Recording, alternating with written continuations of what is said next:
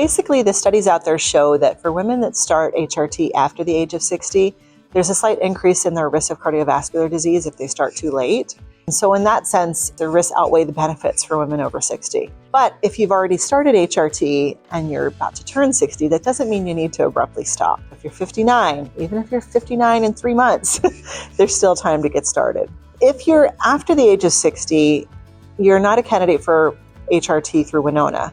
That doesn't mean you can't get care elsewhere. But what it means is that because of your increased risk, you really need to be examined and followed very carefully, and we just can't do that through the telemedicine portal. It would be better and safer for you to get care with an in-person menopause specialist so that they can monitor you more closely and make sure that those risks that are increased are not starting to come to fruition in your body.